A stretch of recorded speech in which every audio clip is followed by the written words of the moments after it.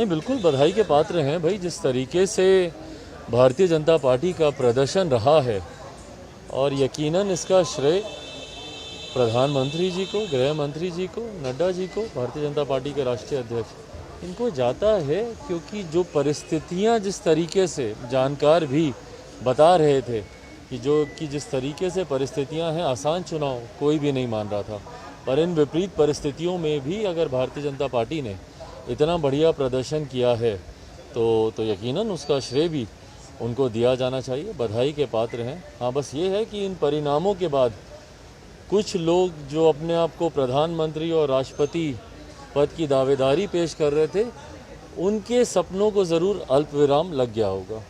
अच्छा, एक अब जो जीत हो गई है तो अब बिहार में एक नया सियासत चालू हो गया। कल उनके भाजपा के विधायक हरिभूषण ठाकुर बचौल मुकेश सहनी पर हमला कर रहे हैं कि उनका कह रहे हैं कि आप मंत्री पद से इस्तीफा उनको दे देना चाहिए, क्योंकि वो यूपी में चुनाव लड़ रहे थे। हालांकि जदयू भी चुनाव लड़ रहे, लेकिन उनके बारे में कुछ नहीं कहा गया। भाई, अब ये गठबंधन के भीतर की बातें हैं।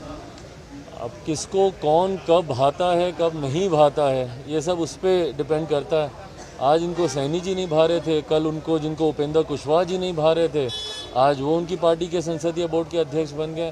तो ये खैर गठबंधन के इनके भीतर का मामला, इंटरनल मैटर है, आपस में लोग सॉल्व करें। अच्छा, एक कल नीतीश जी ट्वीट किए थे जिसमें यूपी चुनाव पर उन्होंने बधाई दिया, लेकिन योगी जी को बधाई नहीं देके सीधे प्रधानमंत्री जी को बधाई दी। भाई, अब उनको प्रधानमंत्री जी के संरक्षण की ज़रूरत है। जिस तरीके से मोर्चा खोल के बैठे थे, अब उनको पता है कि गठबंधन में मुख्यमंत्री जी का भी इस गठबंधन में जिस तरीके से निरंतरता में उन्होंने प्रधानमंत्री जी केंद्र सरकार की नीतियों का विरोध किया, एक के बाद एक, पेगासस की बात हो, जातीय जनगणना की बात हो, जनसंख्या नियंत्रण कानून की बात हो, या ये जानते हुए भी कि प्रावधानों को हटा दिया गया है, उसके बावजूद जिद पर अड़ना और विशेष राज्य के दर्जे की निरंतरता में मांग करते रहना। तो इन तमाम चीज़ों से, और वो भी ऐसे एक समय में जब 5 राज्यों में चुनाव चल रहे थे, जो परिस्थितियां इन्होंने यहाँ पे बनाई हुई थी, जो माहौल ये यहाँ पर उत्पन्न करने का प्रयास कर रहे थे, जिसकी वजह से भारतीय जनता पार्टी को इन चुनाव में नुकसान पहुँचाने की सोच के साथ, और उसी सोच के साथ इन्होंने अपने प्रत्याशी भी उत्तर प्रदेश में इन्होंने उतारे थे। तो बहरहाल इन तमाम बातों का खामियाजा तो कहीं ना कहीं अब इनको भुगतना पड़ेगा, और इसीलिए अब ये प्रधानमंत्री जी की संरक्षण में जाने का प्रयास कर रहे हैं, बार बार उनकी तारीफ कर रहे हैं। जैसा मैंने कहा कि अब इनके भी राष्ट्रपति और प्रधानमंत्री बनने के सपनों को अल्प विराम तो लगा ही है। यानी इस चुनाव से यह साफ हो गया कि अब राष्ट्रपति जी नहीं बनेंगे। भाई, अब कैसे बनेंगे राष्ट्रपति?